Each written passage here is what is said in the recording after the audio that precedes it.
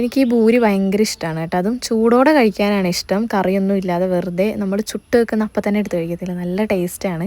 അപ്പോൾ ഇന്ന് ഞങ്ങൾക്ക് രാവിലെ ഇത് ഭൂരിയാണ്, ചൂടോടെ ഉമ്മ ചുട്ടിടുന്നുണ്ട്. സിനാജിന് വർക്കുള്ള ദിവസം മിക്കവാറും ഞങ്ങൾ ഉണ്ടാക്കാറില്ല കേട്ടോ, കാരണം ആൾ രാവിലത്തെ ബ്രേക്ക്ഫാസ്റ്റാണ് ഉച്ചയ്ക്ക് കഴിക്കാൻ കൊണ്ടുപോകുന്നത്, ചോറ് ഇഷ്ടമില്ലാത്തതുകൊണ്ട്.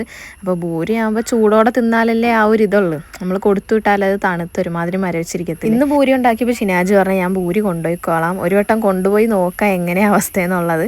അങ്ങനെ ഞാൻ മുട്ടക്കറി ഉണ്ടാക്കാൻ വേണ്ടിയിട്ട് മുട്ട വേവിക്കാൻ വെച്ച്, അത് കഴിഞ്ഞിട്ട് ഇത് ചിയാ സീഡ് കലക്കുവാണ്. ഇപ്പോൾ ഞങ്ങൾ ഡെയിലി രാവിലെ ഞാൻ ഷിനാജും ചെറിയ ചൂടുള്ള വെള്ളത്തിൽ ചിയാ സീഡും നാരങ്ങാനീരും കൂടെ മിക്സ് ചെയ്തിട്ട് അങ്ങനെ കുടിക്കുന്നുണ്ട് കേട്ടോ. പിന്നെ എൻ്റെ കെട്ടിയവൻ ശരീരമൊക്കെ ഒന്ന് ഫിറ്റ് ആവാൻ വേണ്ടി ഒരു തീരുമാനം എടുത്തതുകൊണ്ട് ജിമ്മിൽ പോകാനൊക്കെ തുടങ്ങി കേട്ടോ. അപ്പോൾ ജിമ്മിൽ നിന്ന് വന്നിട്ട് ചിയാ സീഡിൻ്റെ ആ ഒരു വെള്ളവും പിന്നെ ഒരു പുഴുങ്ങിയ മുട്ടയും ആൾ ഡെയിലി കഴിക്കും ജിമ്മിന് പോയിട്ട് വന്നാൽ. ഇപ്പോൾ കുറച്ചായി കേട്ടോ പോകാൻ തുടങ്ങിയിട്ട്. അങ്ങനെ ഷിനാജ് പോയി കുളിച്ച് ഫ്രഷായി വന്നിട്ട് ഞങ്ങൾ രണ്ടുപേരും കൂടെ ഒരുമിച്ചിരുന്ന് ഫുഡ് കഴിച്ച്, ഞാൻ ചൂടോടെ 2 ഓൾറെഡി കഴിച്ചായിരുന്നു, പിന്നെ അതേ കറിയുടെ കൂടെ ഒരെണ്ണം കൂടെ കഴിച്ച്. മുട്ടക്കറി ആയിരുന്നു, ഞാൻ തേങ്ങ അരച്ച് വെച്ചതാണ് കേട്ടോ.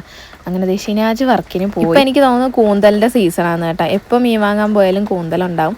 ഷിനാജിന് ഭയങ്കര ഇഷ്ടമാണ് കേട്ടോ. അപ്പോൾ കൂന്തലാണ് നമ്മളിന്ന് വാങ്ങിച്ചത്. അത് പെട്ടെന്ന് തന്നെ ഞാൻ വൃത്തിയാക്കിയത്, മസാലയൊക്കെ തേച്ച് പൊരിക്കാൻ നിന്നപ്പോഴാണ് അമ്മു നിഷാദും കൂടെ വന്നത്. നമ്മുടെ വീട് പണി എവിടം വരെ ആയി എന്നൊക്കെ കാണാൻ വേണ്ടിയിട്ട് രണ്ടുപേരും കൂടെ വന്നതാണ് കേട്ടോ. അമ്മു മരത്തിൽ കയറി പേരക്കായൊക്കെ പറിച്ചെടുക്കുന്നുണ്ടായിരുന്നു. അങ്ങനെ അവർ പോയി കഴിഞ്ഞിട്ട് ഞാൻ കൂന്തൽ റോസ്റ്റൊക്കെ വെച്ച്, ഉമ്മ ഇല്ലായിരുന്നു കേട്ടോ, ഉമ്മ പഞ്ചായത്തിൽ ഒരാവശ്യത്തിന് പോയിട്ടുണ്ടായിരുന്നു.